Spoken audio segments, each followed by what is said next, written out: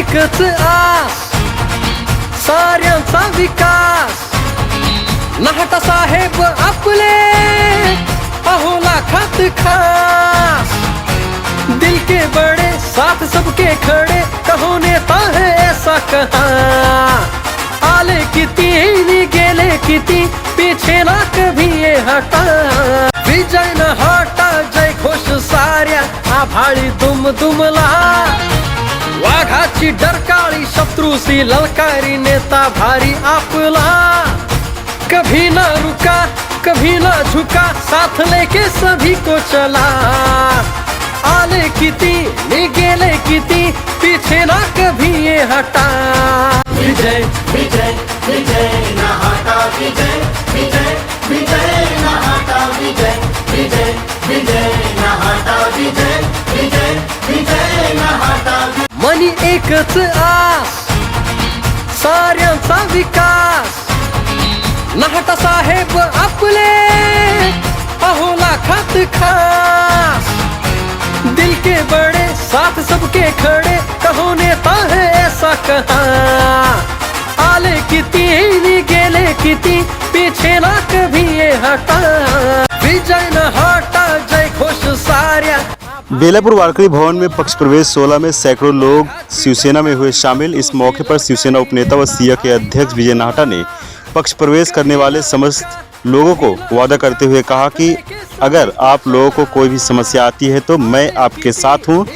पक्ष प्रवेश करने वाले लोगों ने कहा कि आगामी चुनाव में हम बड़ी मजबूती के साथ शिवसेना उपनेता विजय नाहटा के साथ खड़े रहेंगे और उन्हें भारी मतों से विजयी करने की बात कही है। आज या वारकरी भवनमध्ये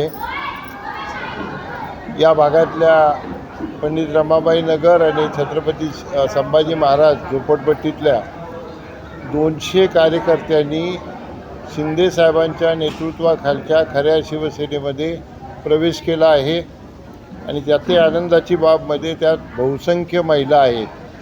या सगळ्या तरुण कार्यकर्त्यांनी या भागामध्ये शिवसेनेत प्रवेश केलेला असल्यामुळं शिवसेनेचं बळ, शिवसेनेची ताकद या भागामध्ये खूप वाढलेली आहे. आणि आपल्याला कल्पना आहे की एकनाथ शिंदे साहेब हे गरीब माणसांसाठी काम करतात, झोपडपट्टीसाठी काम करतात आणि या झोपडपट्टीवासियांना हक्काची घरं मिळवून देणं हे शिवसेनेची जबाबदारी आहे.